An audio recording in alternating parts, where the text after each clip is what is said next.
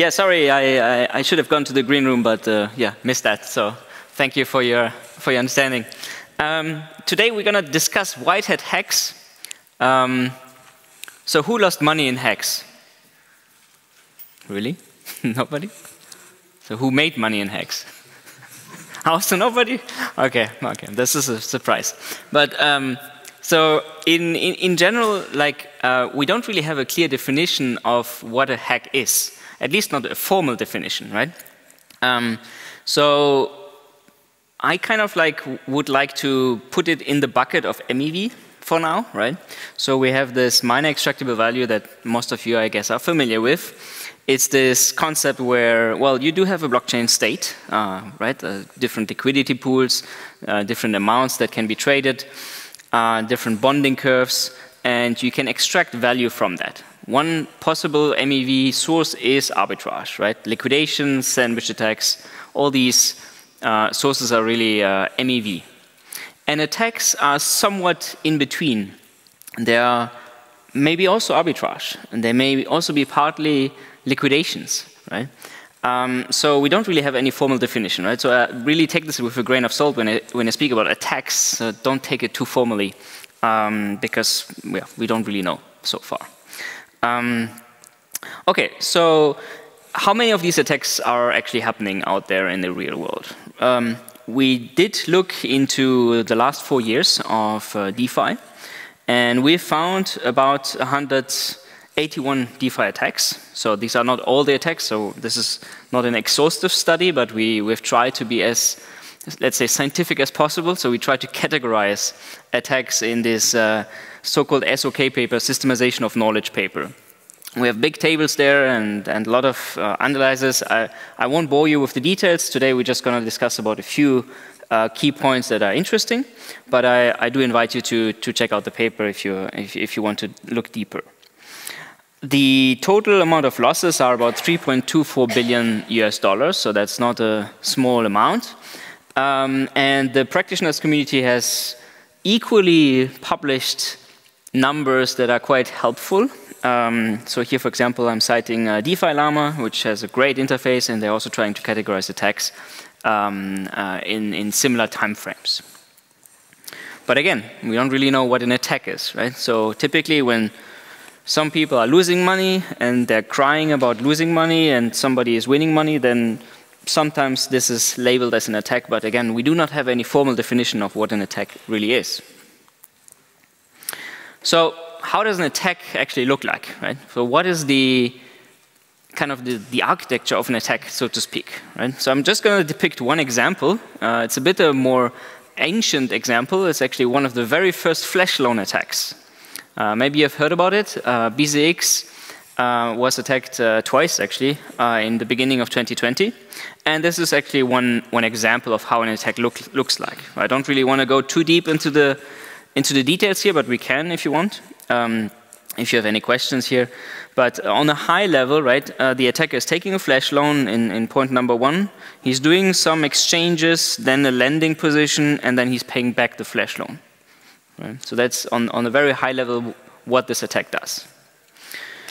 So the attacker in this particular attack had to spend about $120 US in transaction fees. And he got out $634,000 roughly.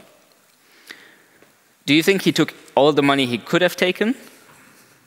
He didn't, right? So we tried to analyze this attack back then, and here's also the link to the paper. He could have gotten 1.1 million if he would have executed the attack with the optimal parameters. So please, if you do execute an attack, at least optimize your parameters, right? Don't leave money on the table for the backgrounders, right? It's just no point. All right, so this is just like how an attack looks like, how the architecture of an attack looks like in this particular example of a flash loan. And many similar attacks nowadays that are flash loan based are really similar in the overall architecture. Right, so, but now you may wonder, well, there are these flashbots and peer-to-peer and front-runners, so how are these attacks actually executed nowadays, right? Back in the day, there was no flashbots, actually. So everything went over the peer-to-peer network. But how does the supply chain, so to speak, look like today? Right? How is an attack executed nowadays? If you look at the x-axis here, we have the time. And if you have an attacker, if he's submitting a transaction to the network, you can see here that this transaction TXA may be visible to everyone, right? So that's not a private transaction. If an attacker goes over the public P2P network, that's a publicly visible attack. And this is still happening today, by the way. We have, I think just 2 or 3 days ago, there was one attack that went over the public P2P network. Can't recall the name right now, but roughly 50% of the attackers nowadays go over so-called private relayers. Okay, but here in this particular example, right, if we see an attack on the P2P network, what could happen? Well, an arbitrageur or front runner could detect this transaction and then perform 2 things. Either a backrunning bundle, so bundling the attack and backrunning the transaction with an arbitrage, or the front runner could try to replace the attack with its own attack and diverting the revenue towards its own address instead of giving it to the original attacker. Okay? This is also something called generalized front running or imitation attacks if you want to look this up. And what's interesting here is why do we have here this part where these transactions may also be sent over the public peer-to-peer layer? Anybody an idea why we would do that? Why wouldn't we just go over private relayers?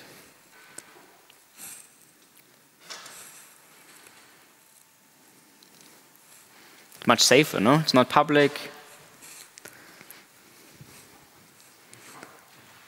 Any idea why we would, even if we're using private relayers such as Flashbots, BlockXroute, etc., why would we still try to want to go over the public peer-to-peer network anyhow?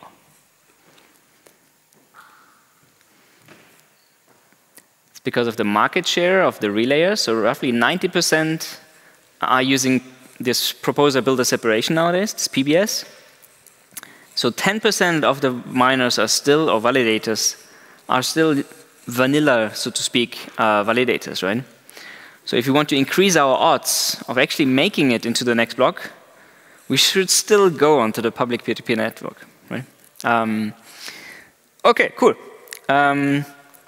So we've looked into these 181 attacks that I mentioned at the beginning, and we found that 81 are effectively executed over the Flashbots API.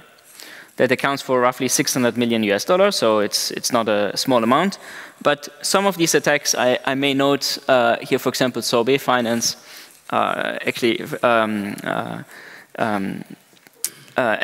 this was rather a Whitehat hack. So the project at the time found the bug and then executed it themselves. And they went over Flashbots in order to prevent these generalized front runners, right? So they used the private infrastructure, so to speak, to secure their rescue operation, if you will. But what's funny is we found that 6 out of these 18 were effectively accelerated by arbitrage traders. So the attacker, we don't have any ground truth, right? So whatever I'm presenting today is based on my evidence, but maybe that's wrong, right? So I don't have the ground truth. The attacker didn't tell me that, yes, they did that. So, but based on our evidence, we found that 6 out of these 18 accelerated attacks were bundled by an arbitrage bot and backrun over, for example, a Flashbots relay. So they got kind of helped. They got help from the arbitrage trader. And here again, this brings us back to the initial attack. If you perform an attack, not only you should optimize your parameters, but please also do arbitrage behind, right? Why leave money on the table, right? Okay, so another interesting insight that we found from the study is that 56% of the attacks are not executed atomically. So even if you use a flash loan, the attack itself may not be atomic because maybe you first deploy an attacker contract that I could detect, right? Minutes before you do execute the attack. So and there's this life cycle where we have, initially we have a contract deployment, then after some time, typically minutes, sometimes days even, there is the first attack transaction, and then there may be many attack transactions until the last attack transaction. So just to give you an example, the Euler finance hack, I'm sure you heard it, right? Roughly 200 million lost. Luckily, everything went back recently. The first attacker transaction of the Euler hack only took about $9 million. And I think the second transaction hit after 10 minutes or so. 10 minutes is an awful long time, right? Why didn't we exit the liquidity pools, right? It just doesn't make any sense. Like, why did we watch what happened and what unfolded in front of our eyes, right? I mean, we should have had automated intrusion detection and prevention systems here, right, in place that automatically remove liquidity from these pools. Okay, and I mentioned to you, well, we can observe when the attacker is deploying a contract, but you may say, well, it's hard to understand what the contract is doing without having a transaction that executes one of the functions and so on. Yeah, sure, I understand. But what we can do is we can learn from past attacks by conducting a similarity analysis, right, between past attacker contracts and past vulnerable contracts as well, and then try to somewhat see whether there's some similarity and then ring the bells. We did a very simple study. I'm sure you can come up with much more fancy and probably more accurate schemes, but we took the bytecode of these, for example, victim contracts as well as adversary contracts. We chopped them into n-grams. We created some embeddings and then tried to see how similar they are. Right? And at least according to our naive analysis here, we do see that quite a few of these adversary contracts and victim contracts are very similar. Right? So again, what are we doing, right? Why are we not looking at the data and trying to correlate it to past events? Right? We can really improve security by quite a bit. All right, so I want to dive into two case studies. The first one is a bit more elaborate, the second a bit quicker. And we will start with actually, so to speak, a cross-chain attack. Maybe you've heard about the Elastic Swap attack in December 13th of last year. It happened on Avalanche and on Ethereum. Elastic Swap had a vulnerable contract, a similar contract deployed on two chains, and it got first attacked on Avalanche, right? So here, this red logo is Avalanche, this here is Ethereum, and we have 4 transactions. The green checkmark indicates that the transaction executed successfully. The red checkmark indicates that the transaction failed. So in what we saw first here is transaction 0, that we have a function name called go. I labeled this as an attacker. I don't know whether it's the original attacker, but I assume based on the evidence that I have that this is the original attacker. And we have found then 3 transactions on Ethereum here. So why do you think that transaction 1 failed?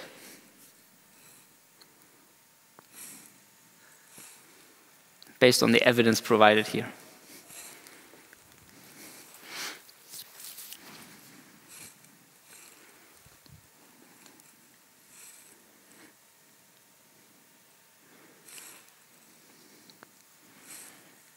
Maybe some network-specific configuration that was correct for Avalanche, not for Ethereum. So the attacker was successful on Avalanche, right? And he was apparently the only one, right? There was only one entity, so to speak, right?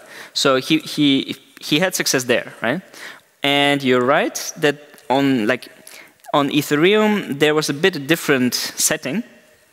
It's not about the configuration, but rather competition. So we have here on Ethereum, we have what we labeled as the original attacker. Then we have a Whitehat hacker, labeled as Whitehat hacker. Again, we don't have ground truth, but that's what we believe there is. And the attacker here tried to execute apparently a similar function, similar to the attack that he previously did on Avalanche. Maybe this indication helps you.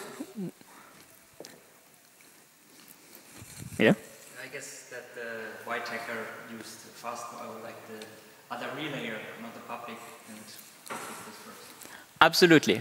So transaction 2 here was front-running transaction 1 because it went over a relayer. It went over a private relay in this particular example. And due to the fact that transaction 2 was mined before transaction 1, which I understand may not be visible in this representation, but from an on-chain perspective, transaction 2 is effectively front-running transaction 1. Therefore, transaction 1 can no longer execute with the parameters that it wanted to, right? Because probably it touched some liquidity pools that were empty then. But then why do we have this third transaction, this fourth transaction here, transaction 4?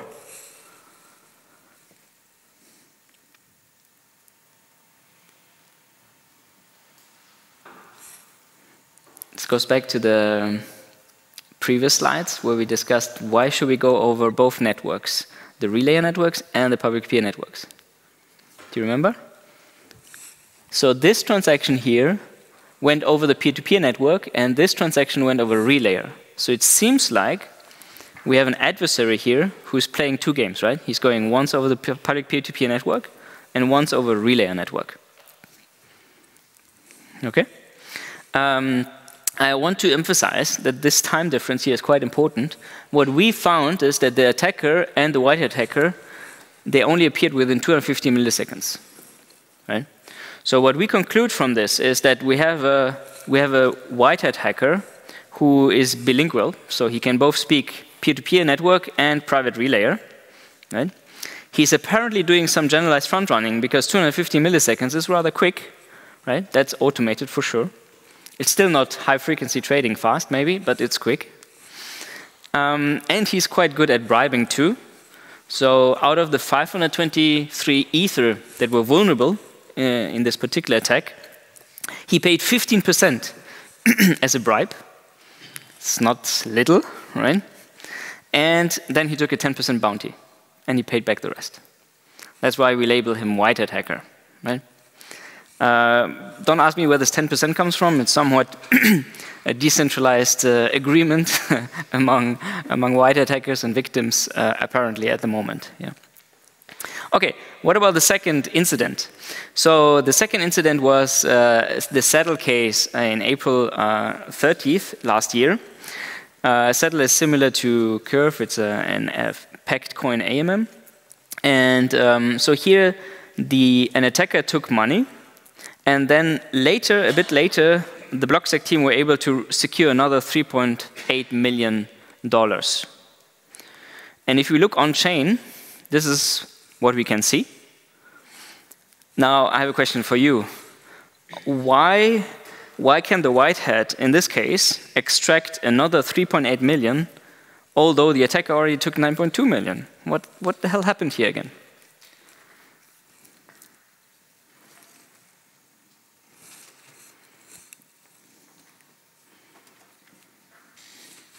Yeah? Maybe, as you said before, some arbitrage which was not collected. Very good point. So the attacker probably didn't take the arbitrage that it could have taken. But in this particular case, it was actually the parameters, again, from the attack that were not chosen optimally, right? So again, the attacker here just left money on the table. And by tweaking the parameters, we investigated this attack, actually. There were like 2 or 3 parameters that you needed to tweak to get the remaining 3.8 million. And due to the 24-minute time difference, this was apparently not executed automatically through some program, but through very quick manual inspection and reaction, like really fast for humans. All right, cool. Thank you so much for your attention.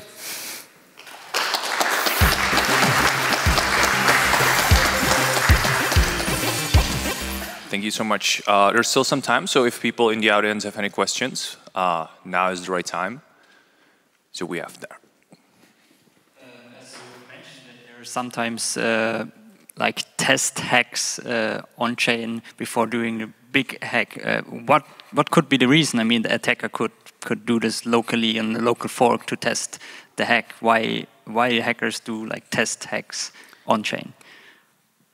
Right. It's beyond my understanding. I'm not sure why. Like, you can so easily connect to an archive. Okay, I mean, maybe they don't have access to an archive node, but even that would be weird, so to speak, right? I mean, there's no reason why not to connect to an archive node, fetch a later state, and see how much profit you can extract. Or even as an attacker, right? You can, over time, you can estimate, okay, should I hit today, or maybe tomorrow is the all-time high, or, right? I mean, like, you don't know how much liquidity there will be tomorrow in the pools, right? So I'm not sure to understand and why they're not optimizing attacks and why they're not executing them atomically. Yeah, I mean, I don't want to give tips to hackers, but we need to understand what we can do to prevent the attacks, and that's why we need to understand where they default to, right?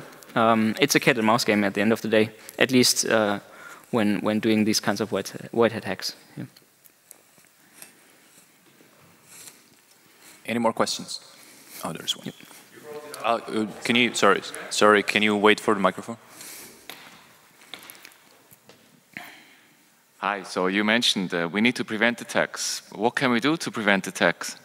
Thank you. They're very, very relevant question. So security is an in-depth, I mean, defense in-depth approach, really, right? So the more layers you have, the more likely is that you will defend your assets.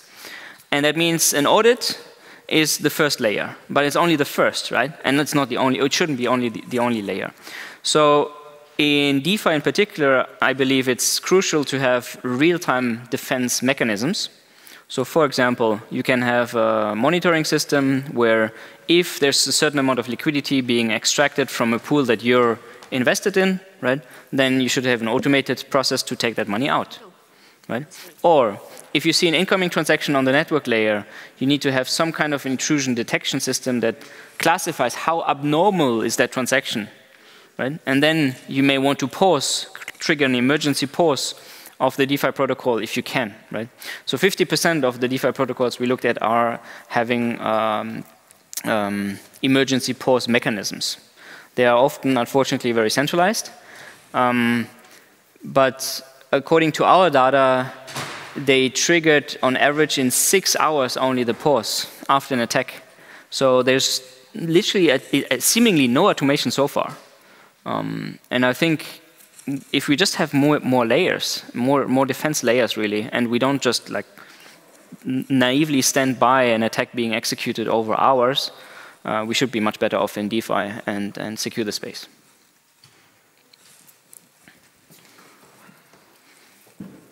Very cool presentation. And based on your data, which DeFi protocols are being attacked most often, and which users, like normal traders, LPs, arbitrageurs? Excellent question. So we have a table actually in the paper where we categorize which DeFi protocol type is being attacked the most often in terms of frequency as well as in value lost. I think in both dimensions, bridges are the most brittle. So both in terms of, the yield farming I think has the most hits, but the same lost value as bridges, while bridges have roughly half of the number of hits in terms of attacks as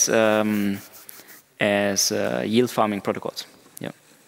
Roughly speaking, these are the worst. Yeah. So I think we have time for 1 or 2 more questions, if there are any. There is one.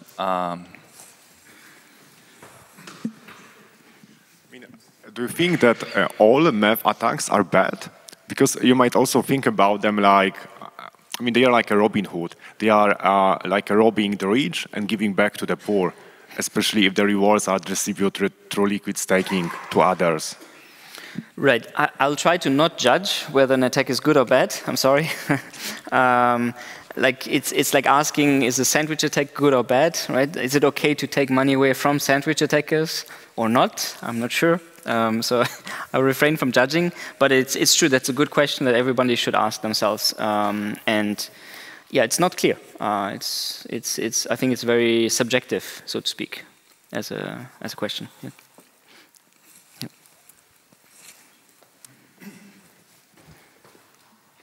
So how would you judge the security of DeFi as compared to traditional finance then? I'm not an expert in traditional finance, so I wouldn't want to pretend I am there. So, but I see the space being very amateurish still with respect to real-time security, really, right?